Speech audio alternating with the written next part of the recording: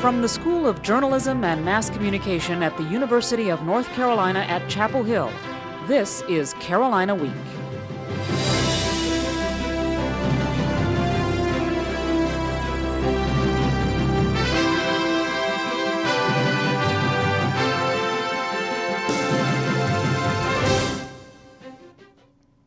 Good evening, I'm Brigida Mack. Thanks for joining us for the January 30th edition of Carolina Week. And I'm Tim Nelson. We begin tonight with the biggest game of the year. It's Beat Duke Week here at UNC-Chapel Hill, and that means the Blue Devils are coming to town Thursday night. Like always, the game is the story, but the buzz here at Carolina is down this time around. Oh, what a difference a year makes. Last year, the first Duke-Carolina meeting ended with a Tar Heel win and the usual eruption on Franklin Street. Last week, the chant inside the Smith Center wasn't Tar Heels, it was Wolfpack, leaving Carolina fans and players like Jason Capel seeing red. Seems like we were at a state game. I really didn't understand that too much. Now it's Beat Duke Week. Normally, people are here to the last minute possible. There's people lined up at the gates we have. Not this year. For the first time, the Carolina Athletic Association had extra tickets, 500 of them, after many seniors stayed in bed during the Saturday morning ticket distribution. Mostly younger students shuffled through a second distribution Monday. Pleasantly surprised and kind of disappointed that the seniors wouldn't take advantage of those tickets. But I'm glad I got them. Section 206, row W. At least they're tickets. Students had one last opportunity to get into Thursday night's game in the CAA's annual What Would You Do for Duke Tickets contest. These three stooges smacked each other around and were rewarded with lower level seats and applause. But what really hurts, there were just three groups trying for tickets. Judges weren't even needed. Harsh judgment hasn't escaped the Tar Heels, coming into Thursday's game with a 6-11 record. Duke, on the other hand, is 18-1. Yet when these two go head-to-head, This is where you throw out the records and, shots are falling. You don't, never know. And if Carolina can pull off the upset, if we win, you guys gonna beat each other up just for fun? Yeah. The Chapel Hill Police Department is preparing for a celebration just in case Carolina wins. They'll have an extra 20 or so officers on call Thursday night. The race is on for student body president. With 7 presidential hopefuls, the next 3 weeks will be filled with flyers, mass emails, and talk about platforms. Election Board Chairwoman Emily Margolis says we can expect to hear one word a lot: tuition. I think the biggest issue is definitely going to be tuition, simply because that's the biggest battle for student government right now, and some of the candidates have already brought it up. Carolina Week will be providing special coverage of student body elections. Candidates for student body president and Carolina Athletic Association president will face off. The debate can be viewed February 8th on Channel 8 if you are in the Orange County viewing area. In preparation for our program, please go to our website, carolinaweek.org, to submit a question that you would like the candidates to address. Well, students may be reaching for their wallets when D-Day arrives on March 6th. That's when they'll know if the proposed $400 tuition increase will actually take effect. The Board of Trustees passed the proposal last Thursday despite student body president Justin Young's presentation of student concerns about the issue. About 40 students gathered in the last-minute attempt to let their voices be heard. Now they'll have to wait for the final decision from the Board of Governors. Carolina student Christopher Brook wants the board to realize the impact its decision will have. This is the University of the people of North Carolina, and that they have a responsibility as the board to make sure that it remains accessible for all of the people in North Carolina. Students plan to influence the Board of Governors during the next month to make sure the amount of the proposed $400 increase doesn't rise. What do men's basketball and academic rankings have in common? Well, they've both fallen this year. Carolina Week's Michelle Muscatello joins us now. Michelle, what's being done to move Carolina forward in the academic rankings? Well, Tim, part of the proposed tuition increase is to go to faculty resources. That area has a big impact on the rankings, and it's hurting Carolina. In the latest U.S. News & World Report college rankings, Carolina dropped from the 3rd to 5th spot for public universities and 27th overall. UNC-Chapel Hill Provost Robert Shelton blames the decline on relatively low faculty salaries and benefits. That's an area where we're going in the wrong direction. Faculty resources. Political science chairman Jonathan Hartland says it's keeping us from getting some top faculty candidates. In a number of important cases, we simply were not able to compete for some of the faculty who we really wanted to recruit. Professor Jan Yopp is on the executive committee of the Faculty Council. She says some faculty are struggling to survive on their paychecks. When you get down to talking about even things like state income tax, which people coming from some other states don't have to pay, you start talking about state retirement, you start talking about health insurance, optional dental insurance, and people can actually see their paychecks just whittling away. All this might sound surprising when the university says the average faculty member makes more than $100,000. But Yopp says those figures are deceiving. The average professor in the arts and sciences over here on the academic affairs side does not make $110,000. Most assistant professors coming into the university probably don't make half that. In fact, the average beginning professor in the College of Arts and Sciences makes only about $40,000. Arts and Sciences loses out on more candidates each year than any other department. If the gap in terms of salary and benefits continues to grow, that even people who might be attracted here for other reasons might suddenly decide that it may not be worth it. Tim, it's estimated more than 1/3 of UNC-Chapel Hill's faculty will retire within the next 10 years. In addition to replacing those teachers, the university also needs to hire 100 new faculty to lower the student-to-faculty ratio. That doesn't sound too positive given all the state's budget problems. It's a tough situation for everyone involved. But next week, I will show you how, despite our faculty salaries and benefits shortfalls, we are still recruiting some of the best faculty. We'll look forward to that one. Thanks a lot, Michelle. In this week's Speak Out, we asked Carolina students, how much of a role did college rankings play in your decision to come to Carolina? I think that college ranking played a large role in my decision because as far as me picking what schools I wanted to go to, I chose Carolina because of the prestige that it had. I'd have to say that they didn't play much of a role at all because it was either here or Virginia, and I guess I don't know which one's higher ranked, so I didn't care too much. The main thing is that it's what you do at the school that you're at rather than the rank of the general institution. Although UNC is one of the top schools in the nation, I don't think it was all about the college ranking. It was about, coming to a school that's diverse and where I can get a good education. Our sample isn't scientific and shouldn't be taken as a reflection of widespread opinion on campus. Crossing the street in Chapel Hill may be more dangerous than you know. Carolina Week's Jennifer Griffiths tells us why pedestrian safety should consider. Chances are, if you live or work in Chapel Hill, you have to be careful crossing the street. Usually I'll just wait until the light changes. I just make sure there's not a lot of cars around whenever I need to cross or anything. And I'm really bad about looking both ways. I just kind of hope that the drivers know what they're doing. Perhaps some of them don't, because a particular intersection in Chapel Hill is the most dangerous one in North Carolina. A 2001 Transportation Research Board study discovered that the intersection of Franklin and Columbia Street had more pedestrian accidents than any other in the state.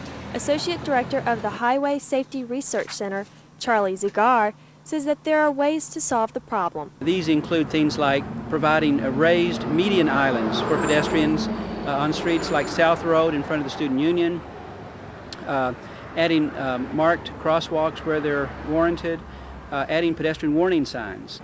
Also, at the intersection of Franklin and Columbia Street, for example, they have added a pedestrian countdown signal, and this is intended to let pedestrians know how much time they have left.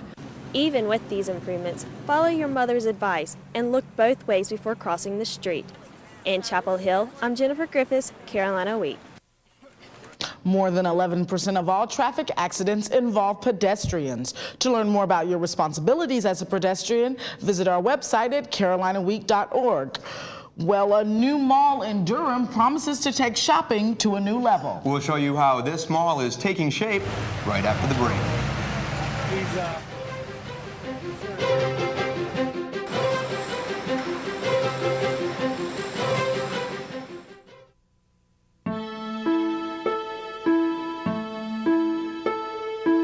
I'm principal of a new kind of public school. It's open up to 15 hours a day, year-round. It has loads of academic, cultural, and recreational activities.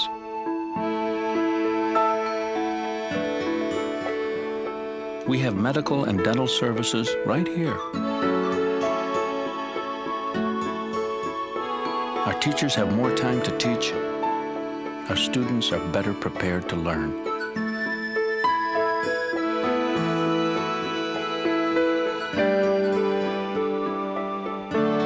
There's just one problem.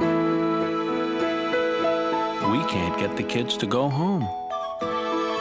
Find out how your public school can be more like this one. Call 1-877-LOVE-TO-LEARN. In less than 40 days, the area's newest shopping, dining, and entertainment destination will be open for business. 140 shops and restaurants will call the streets at South Point home. Carolina Week's Brandon Herring took a tour to get an update on the progress. South Point is adding a new look to the triangle.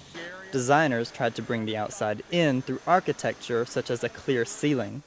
Marketing manager Jeff Johnson says they wanted the interior to feel like a downtown shopping area similar to Franklin Street. But some people are concerned about the urban sprawl that South Point might create. However, mall officials have spent $7 million on road work, including signs like these, that will help improve conditions near the mall. With the improvements that we've made, we have improved enough to take care of the traffic increase that we're going to make. Carolina senior Carter Sitterson says he thinks traffic will still be a problem. I've noticed they've widened the overpass, but they haven't done a thing to the 4 lanes of traffic, and that's really where it counts is the actual lanes. The Department of Transportation is planning to increase I-40 to 6 lanes near the mall. That's in addition to the improvements South Point made at exits 274 and 276. Bad traffic may not be a deterrent for some people looking for jobs in the area. Sophomore Blair Watson says South Point could attract students as employees. I have seen some advertisements and stuff on campus for Nordstrom's jobs and things, but I personally wouldn't go that far to find a job. I'd try to find something closer, but I think some students might venture out there to find jobs. New employees should expect to start work at South Point about March 8th, grand opening day. Heck's department store is already open. In Durham, I'm Brandon Herring, Carolina Week. Many of South Point's new stores are also new to the area. The Benetton store is the only one in the Triangle, and there's only one Nordstrom in North Carolina, at South Point. Well, with President Bush's State of the Union address, I'll take this one, focusing on the war on terrorism. Attention is shifting from Afghanistan to other possible targets. Carolina Week's Adoria Chumba tells us that includes one country our soldiers have been to before. U.S. officials are concerned the al-Qaeda terrorist network is regrouping in Somalia. A thorn in the horn of East Africa, Somalia is ravaged by poverty, war, and famine. It's a haven for terrorists. The Somali population is pretty tired of this kind of situation, and if it could get international intervention, not necessarily for the purposes of destroying terrorism, but to get some aid, they would probably appreciate it. UNC graduate student Mohammed wants international focus on terrorism in Somalia. It would force the international community to see and to follow up and set up a central government like they did in Afghanistan. NC State student Mohammed Guler differs. So I would rather see the United States go after Saudi Arabia than go after Somalia, which at this point in the world there's not even a single incident that we can say it was a Somalian who. Many Somalis not only worry American bombs may drop on their homeland, they worry how Americans will view them after seeing Black Hawk Down, a movie about the 1993 downing of a U.S. helicopter in Mogadishu, a movie they say is biased. Nobody talks about the 3,000 Somalis who died. It would have been more educational if they would have developed the other side too. The movie is top at the box office, while Somalia remains one among several countries on the terrorism target list. In Chapel Hill, I am Adoria Chumba, Carolina Week. Carolina Week contacted Black Hawk Down writer Mark Bowden, but he was unable to grant our request for an interview as he's touring in Europe. The AIDS epidemic in the Black community continues to fuel the need for HIV and AIDS education. To help with that effort, Alpha Phi Alpha fraternity sponsored Project Alpha Slam Dunk on AIDS on Saturday. More than 50 at-risk Black teens from area schools gathered at the Student Union to learn more about HIV and AIDS. Co-sponsored by Student Health Services, the event was funded by a grant from the American College Health Association. After learning the do's and don'ts of HIV and AIDS prevention, the group headed over to Fetzer Gym for a basketball tournament. The ACHA is testing the effectiveness of combining education with social activities. Alpha Phi Alpha member Larry Braithwaite believes there's a crucial need for HIV and AIDS education among Black youth. The African American community has an AIDS epidemic I think that we need to address. And something that Project Alpha has always tried to do is approach it from the male perspective. And I think with a lot of programs and a lot of educational initiatives, Black males get lost. Project Alpha is an annual service project of Alpha Phi Alpha fraternity and takes place all across the nation. Well, last week it was raining, now it's hot outside. Kelly, this is not normal for this time of year. No, it's certainly not. It's nice, but not normal. I'll let you know when you're going to need to get those winter coats back out in your forecast coming up. But first, let's go to this week's weather question, which is, which of the following was not a TV weathercaster at some point in their career? Was it Pat Sajak of Wheel of Fortune, Jane Pauley of The Today Show, comedian David Letterman, or comedian Steve Martin? I'll have the answer to your weather question and your weekend forecast coming up just after the break.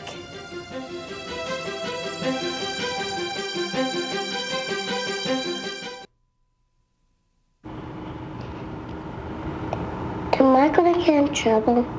No, you're not going to get in trouble. Are you sure?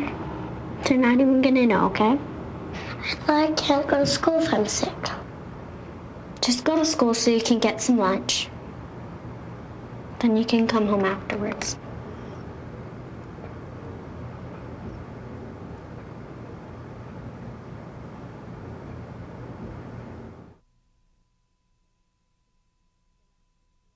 The last leg of the walk home from late nights, long days of classes, or from just visiting a friend, where you can quietly ponder looking out at the amazing view that lies before you. A place to do homework or talk on the phone, where you can watch the freshman boys battle out a game of pickup basketball. When roommates have long fallen asleep, it serves as a gathering place for friends. Nobody knows the real Carolina like a student. Carolina Week, the student news show. Hi, and welcome back to Carolina Week. Record-setting heat has made this last week of January feel more like the last week of May. This week's weather video takes us out to the Quad, where summery heat has the students becoming very sleepy. High temperatures in the upper 70s have brought a return of shorts and t-shirts. It's also brought the campus to life as students are coming out of hibernation and venturing across campus to enjoy the beautiful weather. Well, let's take a look at where we should be at this time of the year. Our normal high is 50 degrees. The record high for today was set back in 1968 at 72 degrees. We certainly broke that today with an impressive 7 degrees, and today we actually hit 79, tying an all-time January record. Well, let's see why this is happening. We're certainly under the influence of a strong high pressure system, keeping our skies clear and much of the southeast very warm. Well, let's see where that's going to take us as we head into the weekend, though. There's a strong cold front going to usher through the region come Friday afternoon. With it, it'll bring a couple of showers, but not as much rain as we'd hope, as we're still in a bit of drought and we'd like to see more. However, we will see that rain clear out of the region as we head into Saturday. And here it is, your Carolina Week 4-day forecast. On Friday, there's your chance of showers. We'll see a high of 68 in the morning, and it'll start to cool down in the evening as we head into Saturday and Sunday. And here's your return to winter. High of 53 on Saturday with a low of 35. Sunday, mostly sunny into Monday as we continue with highs in the mid-50s and lows in the lower 30s, which is, again, where we should be for this time of the year. Well, if this warm weather has you just wishing to go to the beach, here's the beach forecast for this weekend. On Saturday and Sunday, you can expect partly cloudy skies, a high on Saturday of 56, a high on Sunday of 57, and lows should be mild in about the mid to upper 30s throughout the weekend. Well, if you're planning a trip out to the mountains this weekend as well, skies should be partly cloudy on both Saturday and Sunday with highs in the mid-40s and lows in the 20s. Well, this warm weather certainly hasn't been kind to the ski slopes around here. Snow snow has begun to melt and trails are beginning to close. Appalachian checking in with 9 open, Cataloochee with 6, Ski Beach has 13 trails open, and Sugar Mountain has 20 open. All of these are checking in with wet granular snow, so if you're going to venture out there this weekend, you might want to wear something water resistant because it's going to be wet with all this mild weather. But before we go to sports, let's get back to that weather question. Anyone want to take a guess which of those celebrities were never a TV weathercaster? David Letterman. Actually, it's comedian Steve Martin. Although we played one in a movie, LA Story, he's actually was the only one who's never a TV weathercaster. Thanks, Kelly. Well, Ben, we've mentioned it before. Those guys from Durham are coming this Thursday night. Do we even have a chance? Well, we do if we score more points than they do, but we're going to look into that later. First, as we go to break, the women's tennis team is back in action for the spring, defeating Richmond last weekend. Number 1, Marlena Mejia won her doubles and singles matches, returning from a shoulder injury. Carolina Week returns after this.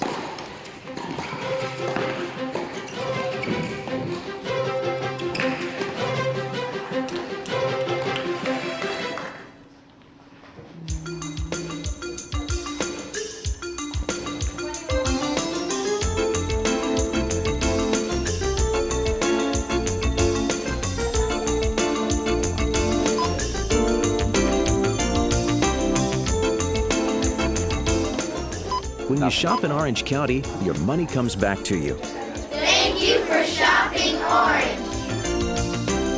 So shop Orange and see what a difference you can make.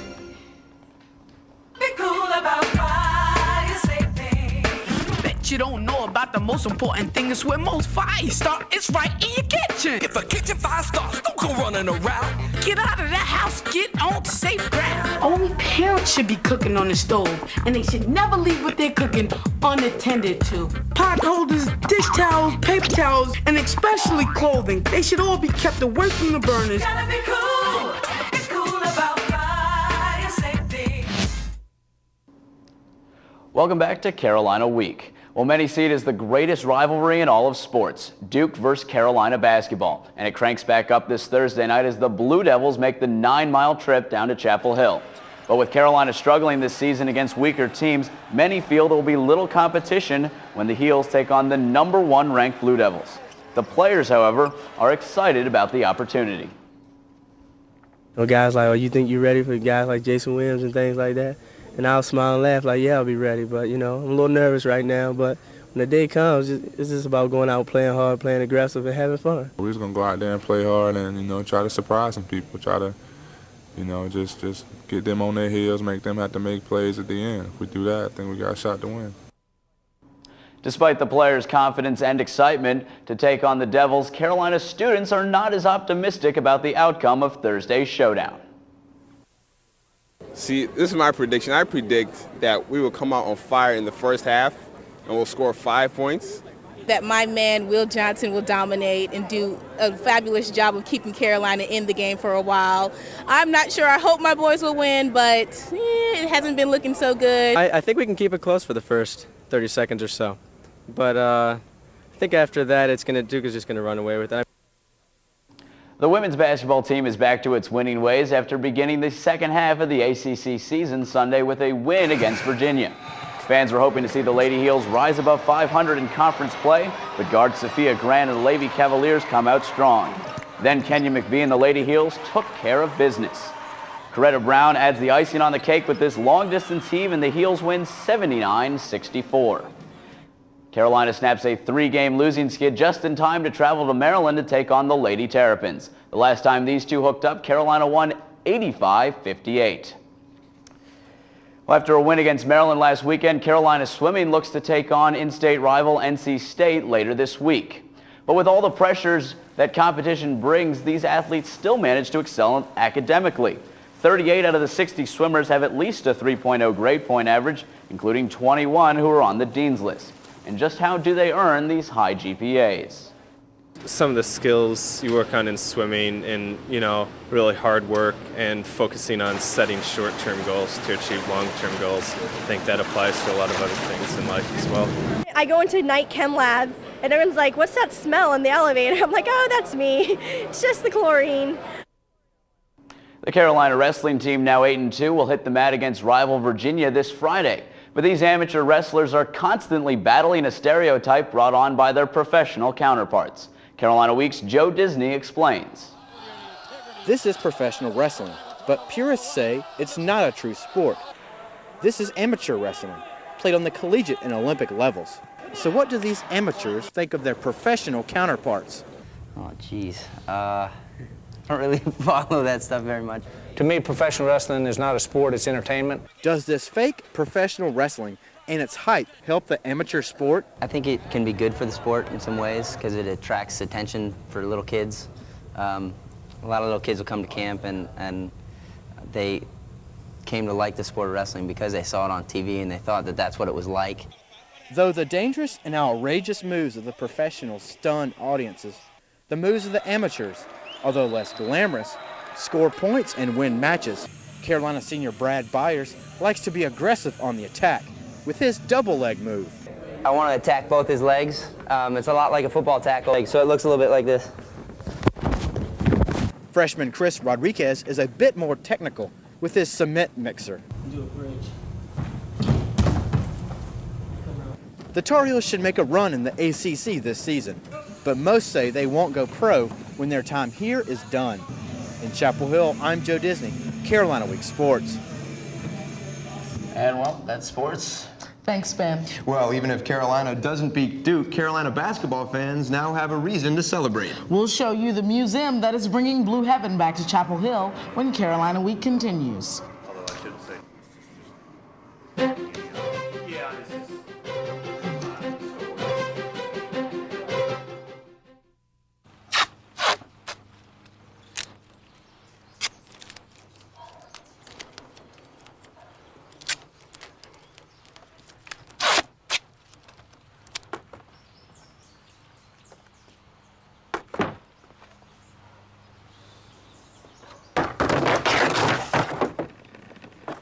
There is a better way to have fun with history.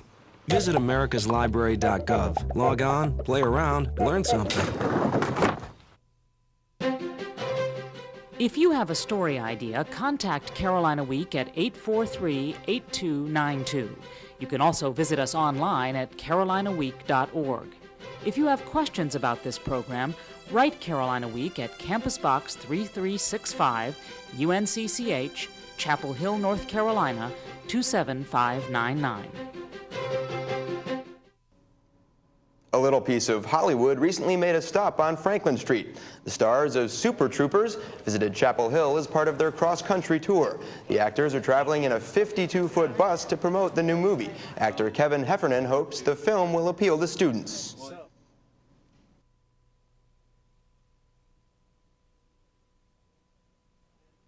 Well, we tried to make it in the style of those kind of like late 70s comedies that we loved. So like we tried to make a movie like Animal House, The Blues Brothers, movies like that.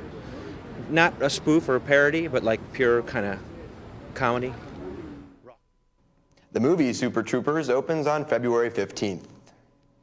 Soon, Blue Heaven will be within walking distance for Carolina basketball fans.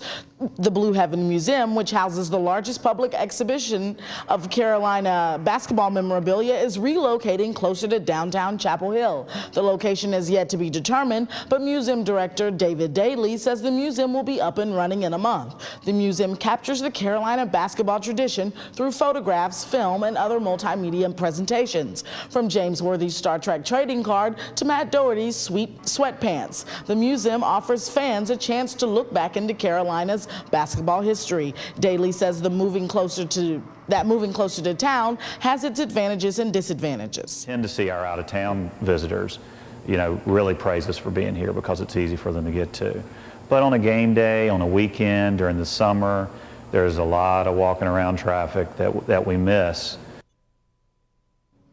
Daly was a manager for the Tar Heels when he was a student at Carolina. That's all the time we have for this edition of Carolina Week. Thank you for joining us, and be sure to watch again next week. Good night.